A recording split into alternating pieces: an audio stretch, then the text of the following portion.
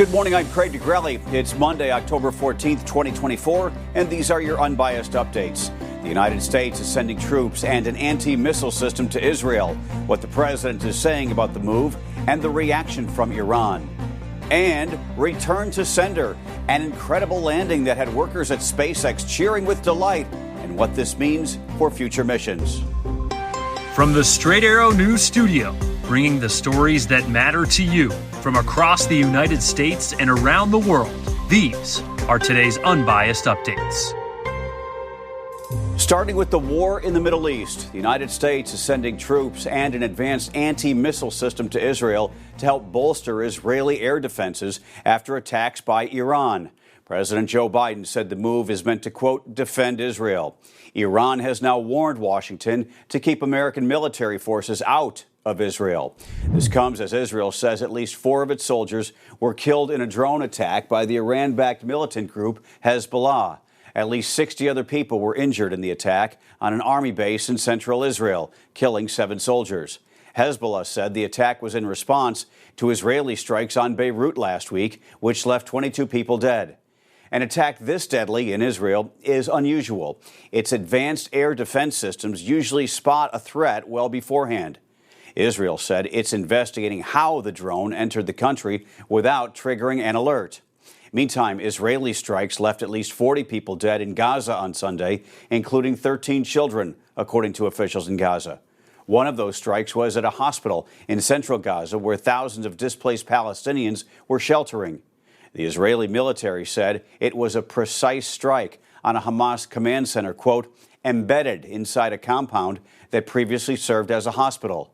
Israel's military also says it took steps to limit harm to civilians in that attack.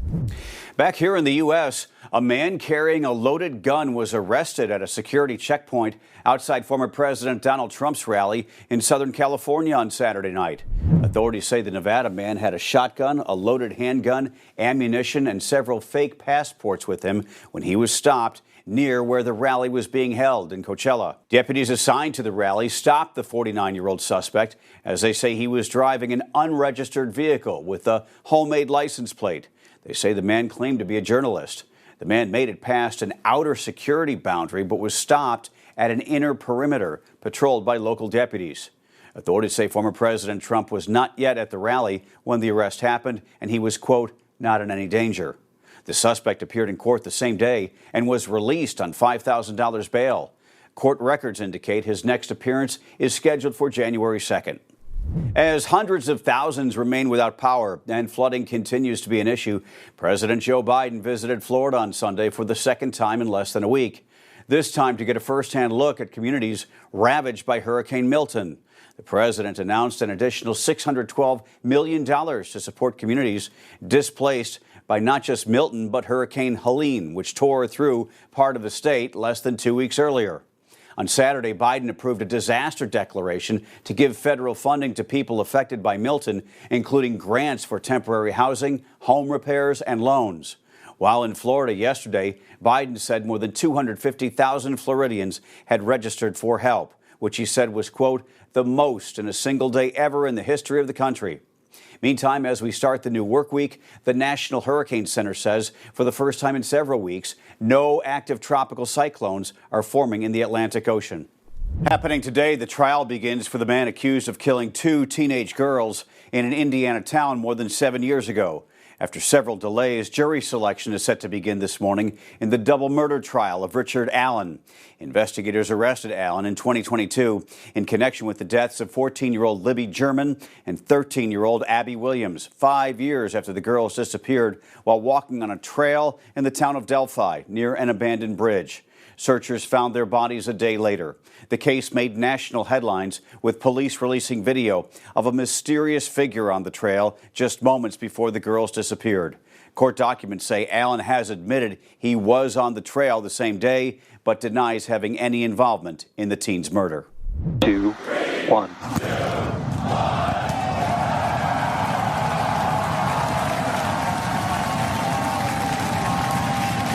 We have liftoff. What a sight. SpaceX pulled off an incredible feat on Sunday, successfully launching its 5th test flight of its unmanned Starship spacecraft. but it was the return of the Super Heavy rocket booster that wowed the crowd, as well as SpaceX CEO Elon Musk. For the first time, after breaking off from the Starship, the 232-foot-tall booster returned to Earth but did not land in the ocean like the spacecraft would. No, instead it returned to the Texas launch pad, caught by two mechanical arms. SpaceX calls them chopsticks. Here's how it unfolded. We're now down to 3 Raptor engines. We can see those chopsticks now in the air.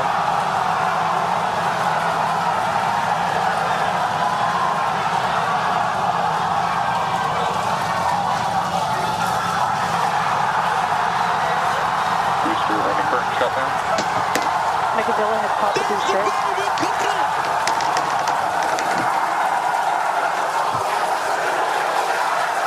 This is absolutely insane. On the first ever attempt, we have successfully caught the Super Heavy booster back at the launch tower. How about that for precision? Elon Musk calling the moment, quote, a big step toward making life multiplanetary. SpaceX is hoping its Starship system will one day take people to the moon and Mars, with plans to use the capsule to transport NASA astronauts to the moon as soon as 2026. Finally this morning, one Game of Thrones fan is sitting pretty today after winning the TV series iconic Iron Throne over the weekend. And unlike the characters in the HBO drama, the winner did not have to go through 8 seasons of fighting. No, just a 6-minute bidding war during a Game of Thrones auction, with the replica throne selling for about $1.5 million. This 310-pound plastic version of the throne was used during promotional and touring events for the series.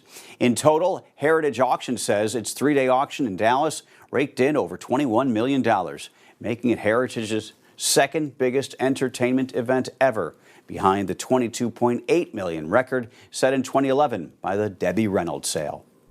These are your unbiased updates for this Monday. We'll see you back here tomorrow. For all of us here at Straight Arrow News, I'm Craig DeGrelli. Have a great day.